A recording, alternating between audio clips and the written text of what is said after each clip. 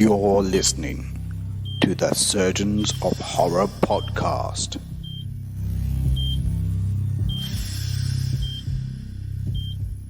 Hello, welcome to the Surgeons of Horror podcast. Its purpose is to discuss, dissect old, new horror films, every franchise that's going, one screen legend at a time. We've deliberately held off on this one.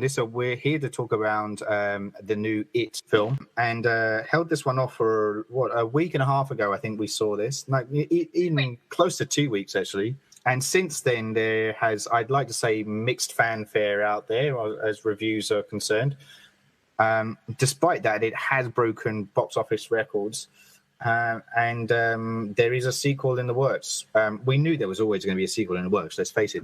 But it's officially announced there is one off the back of the success of this film. But we're not about to talk about what's coming around the corner. We're here to talk about this particular movie. And in order to do so, I need a team of horror aficionados on hand. So first up, let me introduce you. I am Paul Farrell, the lead surgeon, and I'm joined by Anthony. Hello, Ant. Hello. It's still news, man. It's a visual medium. That's it. And we're also joined by Greer. Hi. And Richard. G'day. Hey, guys. Welcome. Hey. So you guys were all with us on the last podcast where we were talking about, well, the alternate commentary on It miniseries from 1990.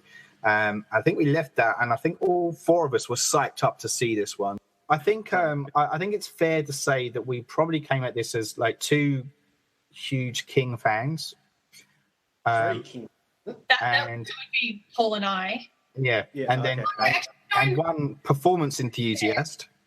Oh, yes. And a guy. Richard, and a guy called Ant. Who brings nothing to the table. Nothing. Oh no, I made sure Paul arrived late, so that was something. Yeah, you got us there 5 minutes late. Yeah, so don't think I don't contribute. No, so. no, that's true. That's true. Fair play to you. Yeah, of course.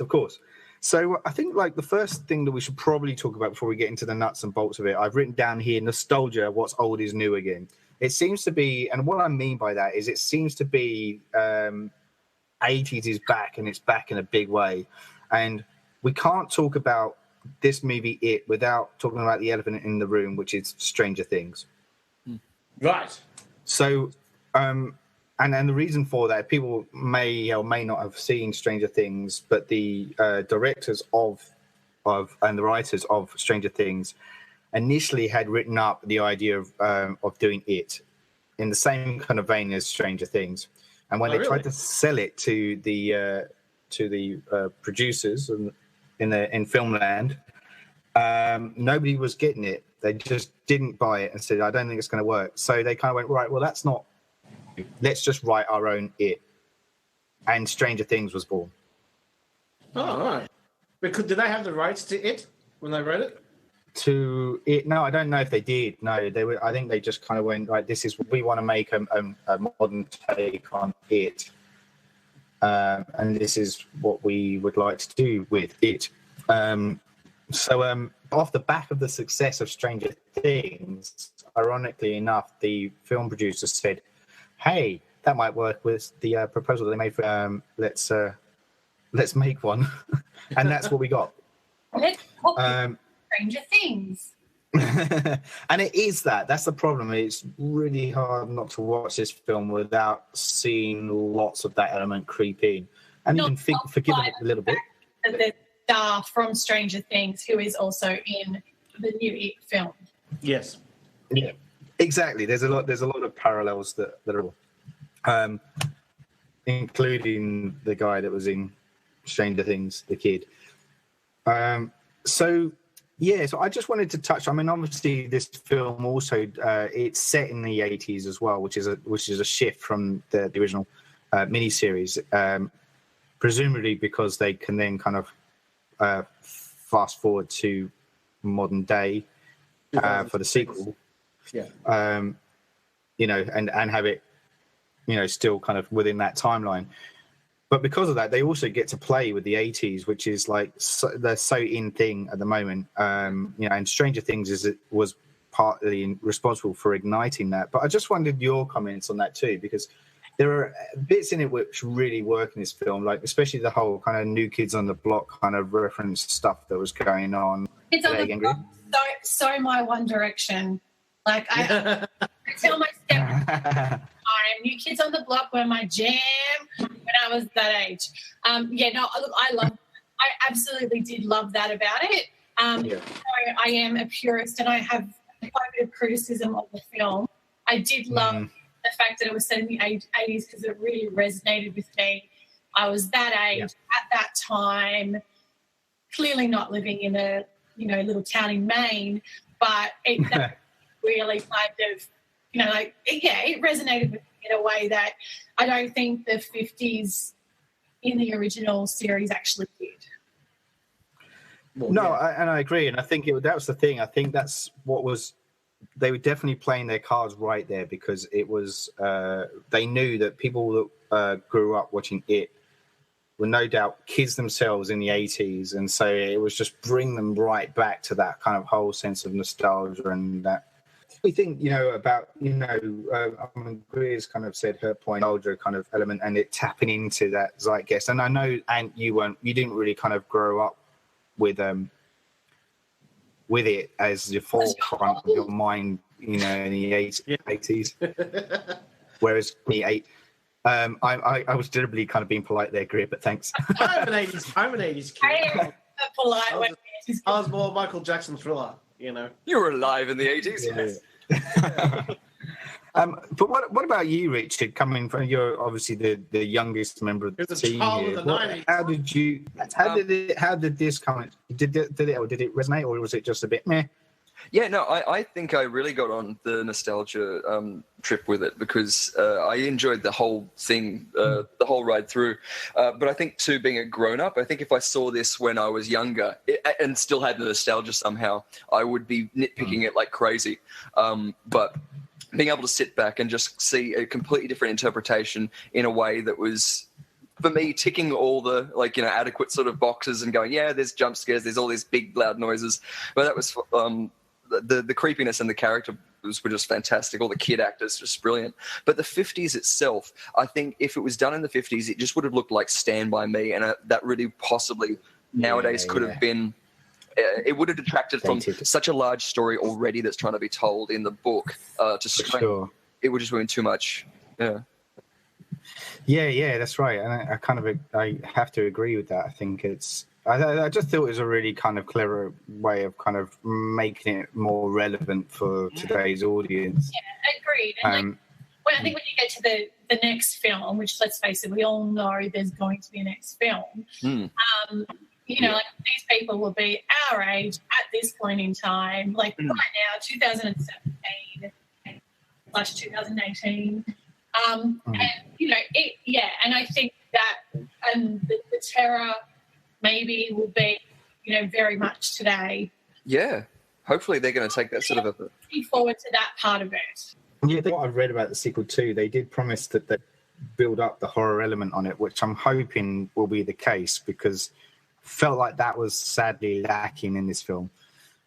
And it was, and interestingly, I did read as well, just because we are talking around the sequel at the moment, is that the kids will be in it. Oh, cool. Oh, really? So, because they are going to apparently do flashbacks. Oh. So it'll be interesting to see how they take that on. And I know we're jumping ahead to the sequels and stuff. We still haven't got to the nuts and bolts of this. But the other thing I did read is that they are, and Greer, I can see you sitting. Are you ready? I'm ready. Okay, so they are making Mike a junkie.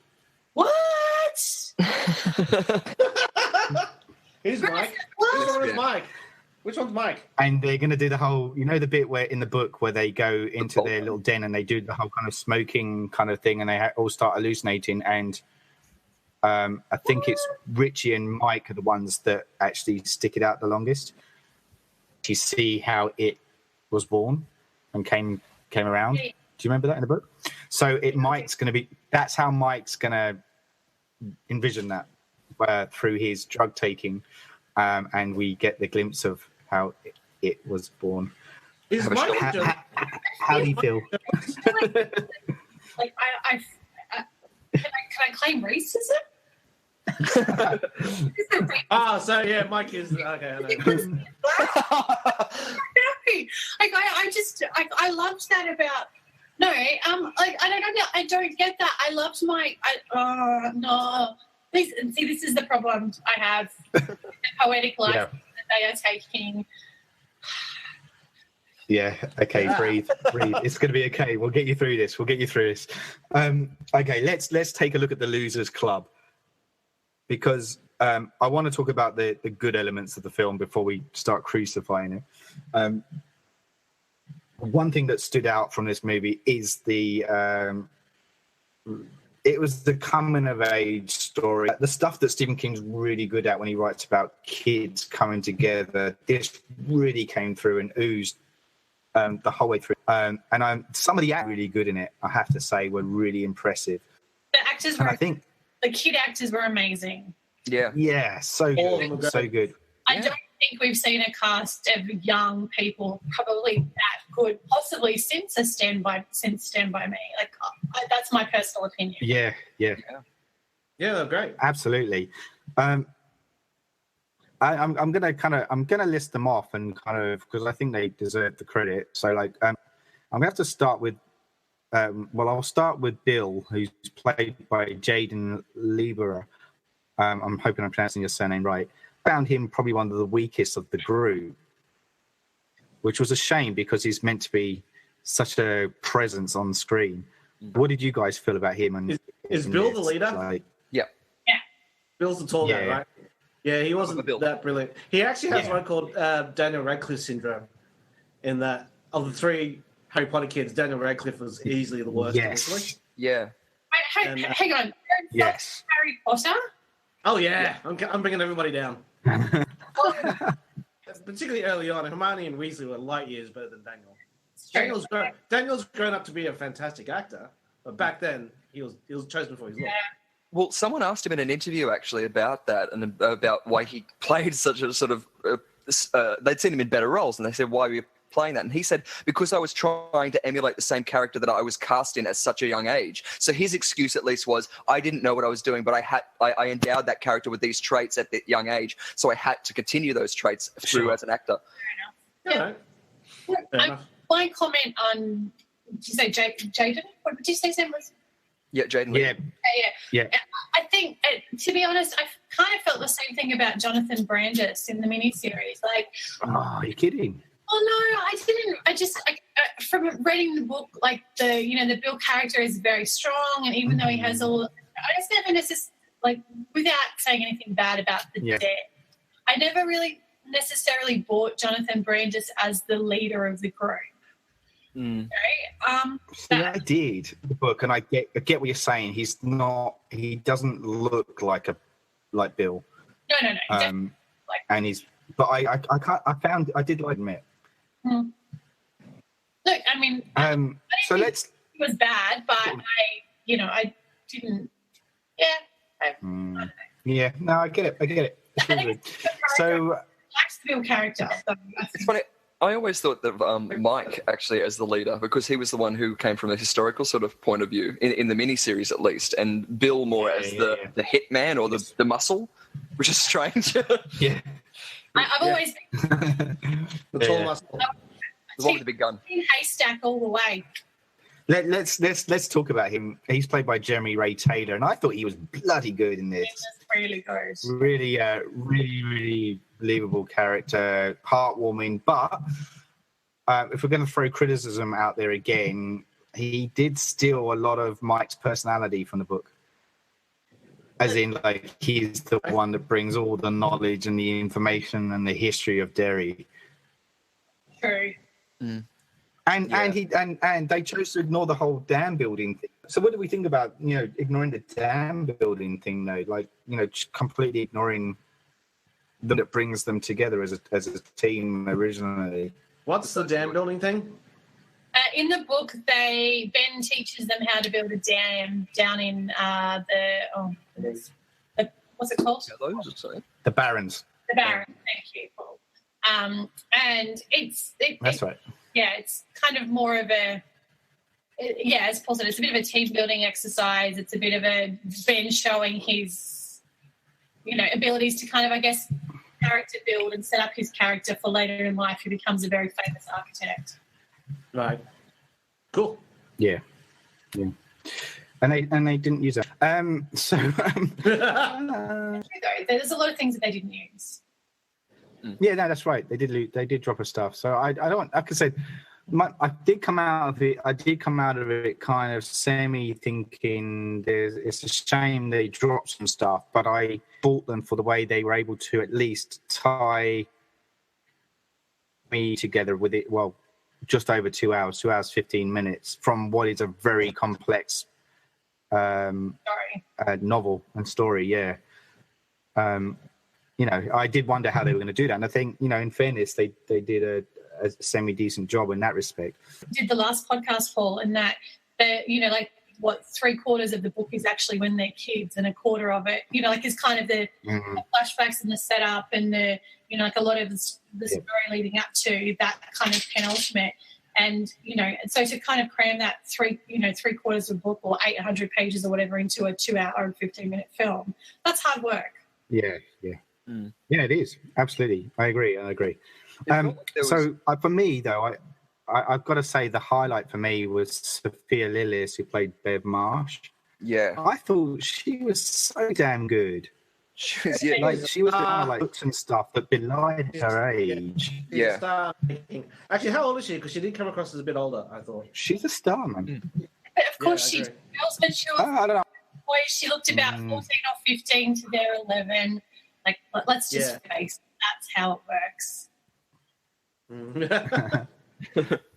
It's very true, and it showed too. Like she was the one that had grace on screen when the boys were being kind of boys, So which is how it worked in real life, I guess. Yeah. So she was born in 2002. So I don't know. Somebody do the maths on that. Oh my God, she's a toddler. Even in subtle scenes. 15. Like her first scenes with 15. Ben. Okay, right. Thanks. That was just brilliant. Like her subtle interactions with that. She's rivaling most adult actors. No. Yeah, I thought, really. Yeah, absolutely. I didn't love some of the, not implications. Some of the things that they did with her character, though. Like, I didn't love the fact that they tried to imply that she was a slut, and that there was some kind of incestual relationship between her and her dad, when that was never really yes, there was violence, and yes, he was very dominant, but it was never really implied that there was a sexual aspect to it, element to it. Yeah, so I didn't that's right. That was probably it seemed like a natural progression for it to go in the. If it was a movie, that felt a natural thing to me. To explain why she is so traumatized and behaves the way she does. But at the same time, it's because it was a thing to go to. Yeah, maybe it would have been a brave choice not to go there. Had they gone with one of the, dare I say it, orgy scene, then maybe her being slightly slutty wouldn't have been such a, big, There's no way they're going to do an orgy scene. But yeah, we've talked about the orgy scene. We've talked about the orgy scene from the book. There was blood. It was fun. And they skipped over the Patrick part as well. They did skip over the part. Yes, so the only person who was overly sexualized was Beverly, whereas they were there was kind of overly sexualized. A very good look done by Patrick Hogstetter when right at the beginning when what's his name, Richie walks past, and you can really read into that, but that's probably all they wanted to touch on. Yeah. Yes. I thought that too. I thought that was a really good look. Well, that and the homage of the balloon, that's in that original scene, isn't it? With Patrick Hogstetter. Yes. That's right. Under the bridge. Anyway. That's right. Okay, so let's look at the other losers. So we've got Finn Wolfhard, who plays Richard Tozier. So he's the kid who was in Things, and let's face it, the comic relief within the Losers Club too. Such a foul mouth. And is that the straight kid? It was, yeah. but I found I did like his character. I thought he played well, but I felt like sometimes. Did you feel like he was overstretching himself sometimes, or a bit too try hard? I thought that was more from the directive point of view. Yeah, I think that would have been direction. they would have been conscious to make him as far away as possible from Stranger Things. Yeah. That kid. And every group of boys has the one boy that discovers sex first and always make jokes about it. Or says he discovered sex. It says he's been laid and stuff like that. And so they worked on that, and that's his character. True. And but I think that would have been a very conscious choice if you're going to choose the kid from Stranger Things. Yeah, you make him non-Stranger Things as possible because you got him in there. He's a good actor, but you got him in there because he's got fans, right? Stranger Things fans. Yeah. Stranger Things took from it, and it took from Stranger Things, which I really find kind of circle. Yeah. Yeah. Anyway. I thought he did well. So the other really good performance was really top-notch performance was from Jack Dylan Grazer, who played Eddie Casper. He was really good in this too. Yeah, he's great. Yeah, he's really great. He was good. I didn't kind of get as much of a sense of Eddie being quite so hypochondriacal and this way. It didn't yes, I got it, but I didn't feel it was as over the top and or the mum was as over the top or I don't know. There's no pushover. Yeah. That's right. So I do understand what you're saying. I think, but I kind of like all the same. I think there was some, particularly his encounter with the leper outside of Naval Street and that incident. I thought that was a really, because it's glossed over in the miniseries. They don't touch that bit, but I do remember in the book how that kind of as a kid. Yeah. So it was quite. And so I felt like they tapped into that. Yeah. Yeah, that scene was intense. Okay, so the last two of the Losers Club, just to round that up, is obviously Mike Hanlon, who was played by Chosen Jacobs, and we had Wyatt Olef, who was playing Stanley. And I felt like these guys were underused in a big way. And I wanted to... cast of 7. Huh? In the cast of 7, someone's going to suffer. I was about to say to you, Anne, because I know that you picked up on that before with your general rule of thumb. Do you think that was all it was? It was just too many because there's too many kids in it? Yeah. 7 kids. If they tried to pay equal attention to all of them, which is good. But I found because Stan's one was the nun. The picture. Yeah. Picture. By the time he actually tells the kids, I got scared by a woman, I completely forgot that had happened. Yeah. Because I was having trouble keeping up with who's being scared by what. Yeah. Yeah, but I also feel like Stan was never a mass. Stan always felt like a periphery character anyway, and I think reflective of the fact that #spoiler alert. No spoiler alert. But I do feel like Stan was always probably the most underrated and underutilized character. Yeah. And I think as a child, in the book especially, but I don't think Mike was ever really that big a character. Yet, miniseries and in the book, Mike as an adult is the narrator. So, and clearly having decided not to have Mike as the narrator in these versions, that wanted to kind of again bring him, kind of make him more of a supplementary player, I guess. Yes. And, I agree. And as you said, focus more on the main characters. Yes. So your Ben and your Bill and your Beverly, the bees, all the bees. All the bees do well. That's it. Beat Richie. Beat Richie. Yeah, with Wolfhard. They never say that, but they. I saw a review. Someone was saying that because he swears so much, it could be a new thing that they're saying beep beep, as in the censoring. Okay. Oh yeah. I just thought that was a cool little twist. Triceratops. All right, so let's. So as we all agree, the kids in general, the kids were pretty cool in this, and what kept you going with the film itself, really, and their interaction with one another. But let's talk about the threat that kind of is supposedly there to unite them as an energy force in Pennywise, played by Bill Skarsgård. How about him? What do you think about him? Yeah. Yeah, it was good, but he was young, and he wasn't Tim Curry because Tim Curry was a creepy ass fucking clown. Yeah. Where straight off the bat, he's demonic, he's dirty, he's filthy. Yes. You know, he's got blood effectively coming out of him. He's clearly a demon. Whereas the beauty of Tim Curry's performance is he's a serial killer. In fact, what you think he is until he bares his teeth. He's very normal. Yes. He's just creepy as fuck. And so I read somebody else had said he's kind of the new one is as awesome as he is a one-trick pony. He's got one tone, and he hits it, and he's just scary. So, and I put that down to choosing somebody who's young and he's got a good look. Don't get me wrong. But was he? He didn't tap into my childhood fear of clowns because I actually have it or had it. Because Tim Curry was that. He was like everybody's thinking perfectly normal, and I'm thinking as a kid, it's creepy as hell. Why isn't nobody seeing this? And that's what he kind of had.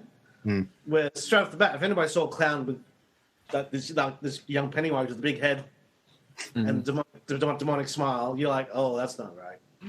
And that's interesting because I think that goes to the heart of we weren't because he was trying to be scary. We weren't scared.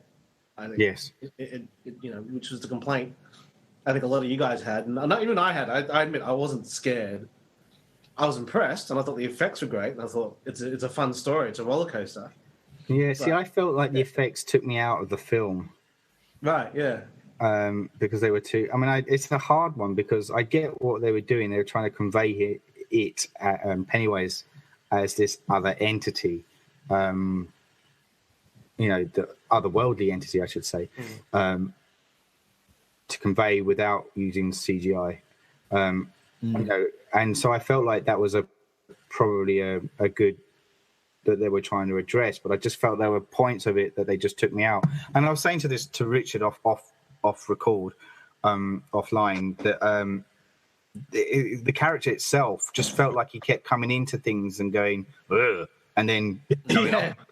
Yeah, and you're just like, what? Yeah, exactly. I'm just like, but what's his purpose? Finish him off. It was like I was sort of thinking, is he like the creeper from Jeepers Creepers, where he scares people, so he needs to know if he can eat them? But I'm like you got them cornered. They're terrified. Finish them off. That's it. Yeah. Unless it is that, he has to feed off their fear, like you were saying. So he has to kind of keep, tapping away push them to the edge to get them juicier. Yeah. Before he can consume them, because that's the thing with when in the end of the film, when he, kidnaps Bev and takes her back to his lair, he can't consume her because she's not afraid of him. And that's why she's kind of caught in that kind of limbo land. I don't know. Does that mean the same of all the kids who are floating at the top? Again, hashtag spoiler alert. But all those kids, are they all floating because they can't be consumed yet? I don't know. That's an interesting question, Richard, and very well raised. And so with the kids. We'll get back to you on that. I always thought that, like if you were sort of floating in midair, you were more, I guess, petrified. That's by the deadlights, as opposed to not being, afraid. Look, I think the choice of taking Beverly, I didn't love that because Bev was, always not afraid, and he was going to go down there with the boys, and it did bother me that they made that. Classic damsel, in distress. If they could have done it where she doesn't smash him over the head, the father, so she's still fearful of that entity, and that's then what. Yes. But agreed. But if I can, can I step back for a second just to go back to Pennywise and old mate Bill Skarsgård? Yeah. Old.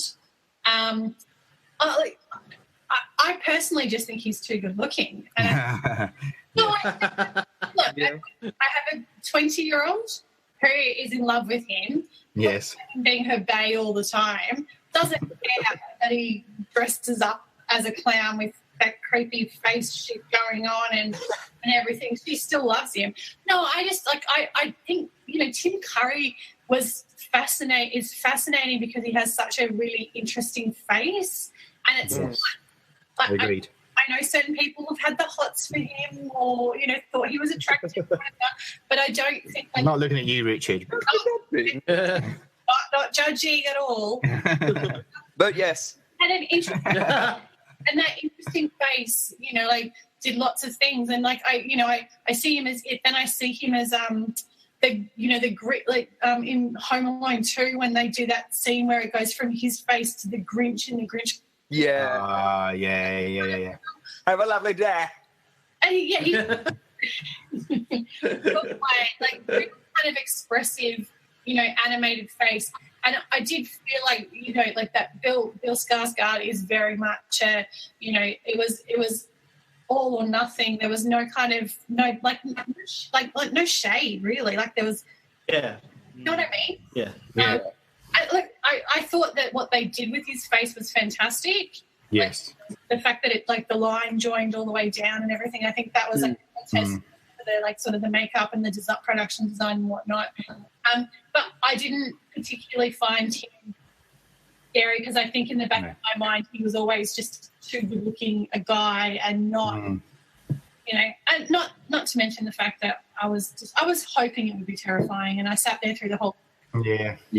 I know. I felt the same. I was let down from that point of view, very much so. What do we also think about Pennywise becoming a gay icon alongside the Babadook? Oh, the Babadook. Really? Yeah. That's all people shipping that. I think he's going to come out in favour of marriage equality. That's all I want to know. That's all that is. If you're trying to get religious people on side to marriage equality, and you've got two demonic creatures. Inhabiting children's entertainers. They'll eat the children. And the weird kind of dance thing he does as well, which is, you know, fast become a moving GIF thing. Online. Yeah. That's been kind of doing the rounds a bit too. Yeah, so like, interesting. Like, so I think general consensus is that the visual look was there, but like the actual kind of scare factor was missing. I think is where we're coming from as a group consensus on that one. But just on Bill as well, if I can. Yeah, of course.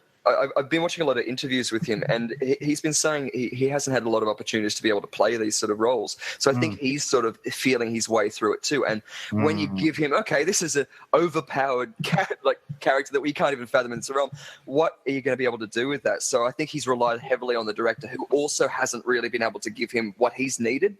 Or, as you said, he's a young actor still, to be able to give this. Tim Curry at least has had Broadway. Like, he has had quite an established skeleton career and doing all of that. But he had that lip thing that apparently set him out in the audition. That he's a really he huge. did it to his brother, apparently. He used to do it to his brother. Right, okay. Yeah. But I loved seeing such a new portrayal of it, and also taking that old school clown aspect to it. I agree. I wasn't really looking forward to it being terrifying. I wasn't. I love a scare, and I got the jump scares here and there. But it was more from that fucking radio that kept going off. Georgie, God damn it, Georgie. But I think the demonic presence, the huge head, the obvious, unapproachableness for me took it away from him being creepy. I liked the CG, I liked all that, but it was more of a nostalgic point, I think, from that for me. So, like, the other thing I was going to say was just because we're kind of touching on the director. So, just to mention him by name, he's Andy Muschietti. And just before the release of this film, like the previous film he did was Mama. Yes. And I watched that, and I really didn't think it was that good a film. And I don't know if anyone else has and seen it and said it's all right. Yeah, the bits in it that kind of let me down. I just found it a bit washy. And so when I was coming into this film, I was also a little bit dubious about how he would be able to pull this off. And I feel like he didn't quite make it. in this instance, and it's going to be interesting to see because he is attached to do the sequel. And but here's the thing: he's made a shit ton of money, right? That's exactly it. Yeah. So to his ego, he's like he totally crushed it. So Yeah. Yeah, I'm disappointed that Carrie Fukunaga didn't end up staying on the film. Like, I think it would have been a different film. Yeah. Involved. But look, I still maintain, like, I walked out of it going, I'm not sure how I feel, and I still don't know how I feel about this. I was hoping to see it again before we did this podcast. really? Run out of time. Yeah, I was hoping to do the same. Watch the Russian version because it's "oh no" in Russian, and so it just goes "oh no" at the beginning. I love it. But I would like to watch it again just so I can kind of, like step away from it, because I do think I spent most of it, as Richard said, you kind of sit there waiting for the jump scares, and I sat there the whole time kind of bracing for it to be terrifying. Yeah. And it wasn't as terrifying as I was expecting. I think I missed a lot of things on the way to waiting for it to be scary, basically. Yeah. No, I agree. Like going there knowing that, like, maybe I jumped 3 times and just sitting there and actually, like, really enjoy it and embrace it and try and, like, take in everything that I missed last time. For sure. I completely agree with all of that, Greer. That's exactly how I felt, because strangely I do want to see it again, which says something about the film, surely, like that you're drawn to kind of rewatch it. The last thing I just want to touch on is the Stephen King factor, because we're talking about how it was they've obviously taken creative license to kind of create this film. But what do you think about how? I mean, he's never kind of been out of the limelight, but this film in itself has reawakened, I guess, a new generation's awareness of him, and that can only be a good thing, surely. Yeah. I think definitely. A lot of the kids I know who haven't even seen the film have been saying how about Pennywise and been talking about it the same way I used to talk about it or talk about it as it. So I'm loving that it's just a new craze that's out there. Look, I mean, I think it's fantastic, and I haven't read any of his stuff lately, apart from rereading it. Yeah, same. But I like from all of the reviews I've read, and the reason I haven't done it, I guess, is because I've read reviews and I've heard stories, and I don't feel like any of the stuff that he's doing now probably is as good as the works he was doing in the 80s and the 90s. Yeah. That too. It's like with music, there's bands that don't release that are anywhere near as good as they used to release in the 80s and the 90s, but they're still doing it because I'm calling out you two on that one. Nice. But anyway, all artists have their peak years. Yeah, exactly. But I think it's great that we are actually we are reviewing this love for Stephen King. I think it's fantastic. Yeah, agreed. And I know that there's been some TV miniseries, and there was a bit of interest, when Under the Dome was on, and obviously The Dark Tower, which has obviously been fairly Or The Mist as well. And The Mist, which... The Mist, yeah. Is that going on, or did that get canned? I heard a rumor. I thought it had got canned. But no, it got made, but it's just, I don't think it... The writing's not very strong. I don't think it was a very good season, apparently. Netflix showing now. I didn't read the article the other day because I've been busy, but there was a new, they've commissioned a new Stephen King novel into a TV show for Netflix, I think.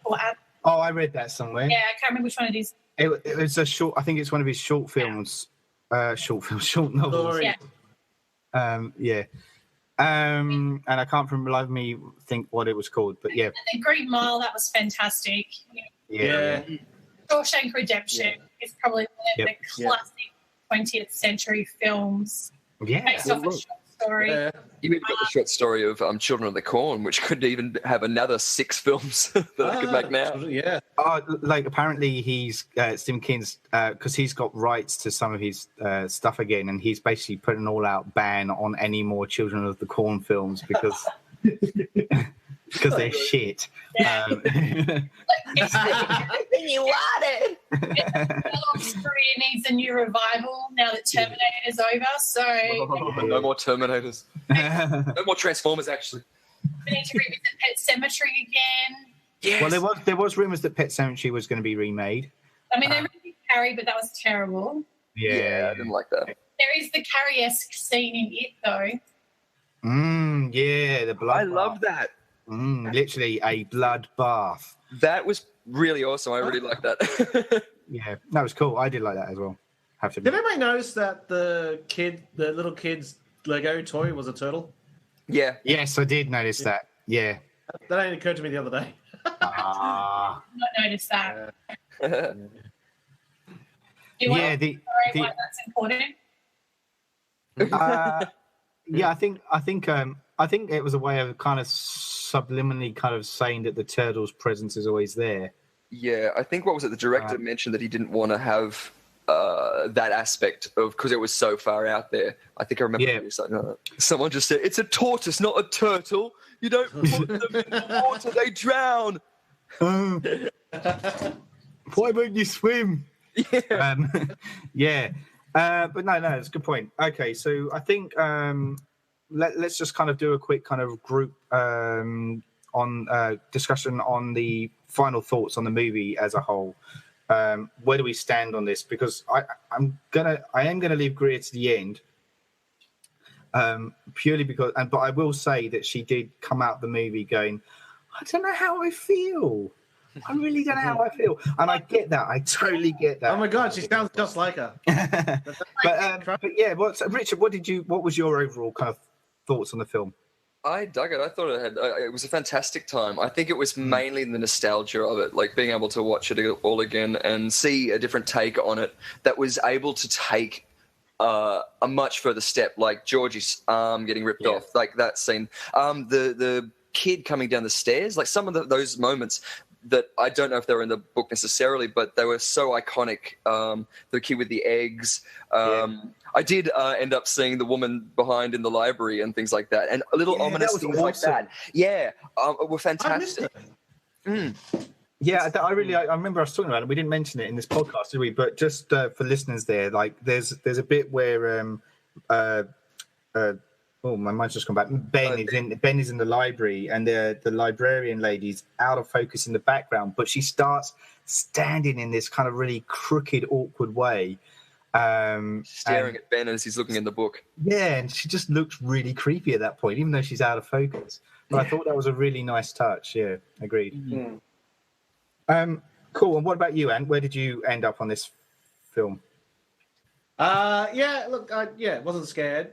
I was more scared watching Chucky with you two, because you probably noticed I jumped a couple of times. You were jumping left, right, and centre. That was hilarious. I've got a thing about knives and throats. I don't like that. I really don't like that. The fact that fucking doll just carries a scalpel everywhere sets me off. Yeah.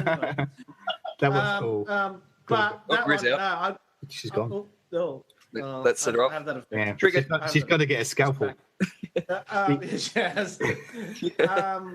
This is where one of you go, "Hey, Ant, who's that guy behind you?" And I go, "Ha, really funny, guys." Yeah.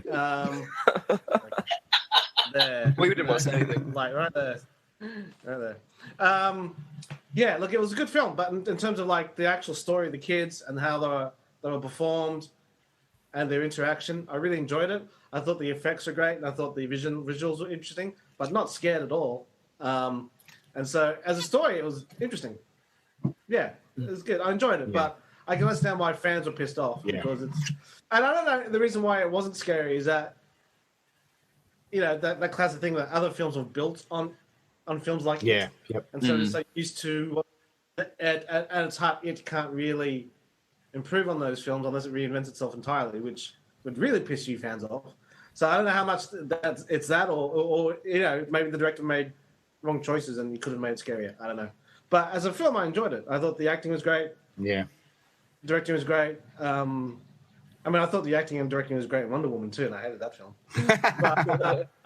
But no, it was good, but it wasn't scary. And I don't get the anger from hardcore fans because I haven't read the book, but I can imagine. Sure. Yeah. Sure. No, I agree. And even in defense of adaptations, like even when you. Every medium has its own reinvention, so every storytelling should be from that perspective. So even when you see The Shining and you go, oh, he threw out so much, or just didn't include so many aspects, yet as a film, it's so different and a completely different film from the miniseries and the book.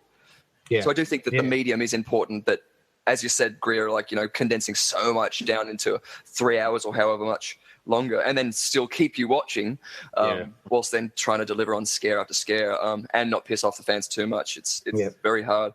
Yes, it's a fine line. It's a fine line. Yeah. So, like, speaking of hardcore fans, then here we go. Greer, give us your final take on it. Look, I mean, I didn't love it, but I didn't hate it either. I thought it had some really interesting things about it. I think some of their poetic license, I didn't necessarily love it. Look, I am not a horror movie fan anymore. Like I used to be when I was younger, but I feel like they've just become far too formulaic now. Yeah. It's the same scare the same way every time, and I would rather read a good book or watch a good TV series than sit for 2 hours being scared by some friggin' doll or some creepy dude behind me. I was waiting for him to turn up behind Ant then. And I do feel like it kind of fell into some of those kind of horror movie, you know, like cliches, which is probably what I was most disappointed about. That being said, I think the acting was phenomenal. The kids were incredible, particularly the girl who played Beverly. Yeah. And that's not just a girl power thing. That's actually a drama. Yeah, 100%. 100%. But I do want to watch it again because I think I'll watch it and I'll take a lot more away from it than I did the first time. But is it scary? I don't necessarily think so. But, you know, Stephen King thinks it's scary and he wrote it. Yeah, I know. I read that too. He does also own part of the rights, so like he's got to sell it. Yeah, I think it's a Dan Aykroyd move. Like it's like, was it freaking Tom Cruise and Jack Reacher, and the guy who wrote Jack Reacher said, yes, I can totally see Tom Cruise at 5'6" playing a character I wrote at 6'5" because he's fucking getting paid. It's a bit like that. All right, my final take on it was that it was a great coming of age drama. It wasn't a horror film. Ooh. And that's how, because it was really good. Like the kids were great in it. They interacted really well. They were really engaging. It just wasn't scary. And look, and I don't mean that to be such a sweeping generalization of a critique. Oh, great. It's she's gone again. She's had enough. But the reason why I'm saying that is because and I just don't want to. It's hard because, as we've said it already, like you're trying to kind of crowbar in such a wealth of content into a short time frame, and something's got to give. And unfortunately for me, the thing that gave was Pennywise, and that's a shame because he's an intriguing, interesting character, and they could have done so much more with him than they did. I went in there really hoping they'd go dark, and I don't think they did. But having said all that, it's a really entertaining film, and I do recommend people go and watch it because it's a fun watch. Absolutely. Just on that, what would you classify it as, if not a horror? It's a coming of age drama. So yeah, just a drama. Yeah. Cool. Yeah. I felt it the same too. I felt it just had a bit of a spiritual kind of fantasy element to it. That have friends, yeah. So that's kind of where I sat with it. Cool, but it'd be interesting. How would you have made it darker, real quick? Well, yeah, give me an example. All right. Well, kill more kids for a start. Like there's a whole array of stuff in the book where a lot more killings are happening, and that kind of just gets glossed over in the film. Yeah. Like it doesn't get touched on. There's a missing poster, of a kid, and it's just a bit. Oh, look, there's another kid that's gone missing. But you actually see the creature kind of stalk and kill kids in the book. So like had a lot more moments of that real horror creeping. Yeah, to me that was missing. So when we when they and it's tough. It really, like, that's what I'm saying. Like, I cannot emphasize enough how difficult a task it is to do it, because you do want to convey the Losers Club and how they unite, and how, you know, how warm and fuzzy that makes you feel, and how it reminds you as when you were kids and connecting with your own friends and stuff growing up, and how you do believe the unbelievable, and you do stick together through thick and thin when times are tough, and all the stuff that kids do, and just be stupid, and, you know, and stuff like that, and that's there on screen, and it's great to see that. But when you try and do that and then throw in a horror element to it too, it's a fine balancing act, and it's as I said, I just don't think it paid off. There was a great moment in Newbolt Street where the three of the kids went into Newbolt Street, and I felt like Pennywise's character was deliberately trying to separate them and pick them off one by one, because then it could concentrate on their own individual fear. But when they're together, it's a harder tackle to approach. And I thought that was really well done. And I was just hoping for more of that, you know. But it just wasn't to be. But like I said, I don't want to be a complete kind of naysayer, because it had its elements, and it's the kids' part was really good, really interesting. But yeah, a horror? No, unfortunately not. Paul, just one more question. Is that a circus tent behind you? Because that's just... Yeah, I just saw that. I noticed that too. Yeah, baby. Start doing that weird. That dance. Yeah. That's my interpretation of that, anyway. That's great. No, I got a great sense of friendship and that sort of camaraderie sense, much more than a horror feel. It felt like something I would watch at a Halloween party, but it doesn't look like something that I would watch to get scared. Having said that, the last film I saw that scared the shit out of me was Houseu. It was a Japanese film, and fuck, that's just surreal horror, and it's just like imagery of craziness. But Asian horror is very good at that. You know, I find, like, you know, you're right. They've got some way of just tapping into that kind of really creepy eeriness. Yeah, I'm a big fan. Sounds and everything. Yeah, for sure. Cool. Well, on that note, thanks again for joining us for the Surgeons of Horror discussions. It'll be interesting to hear your thoughts on the film itself. Do kind of drop us a line and let us know. Until then, I'm your lead host, Paul Farrell, and joining me again for this podcast was Anthony, hi, Greer, and Richard. Hey. Ciao, everyone. Thanks for listening. Bye. Rock on. You're listening to the Surgeons of Horror podcast. Music supplied by Peter Nezik. For more discussions or podcasts, head over to surgeonsofhorror.com or head over to our Facebook and Twitter sites for the latest news and updates.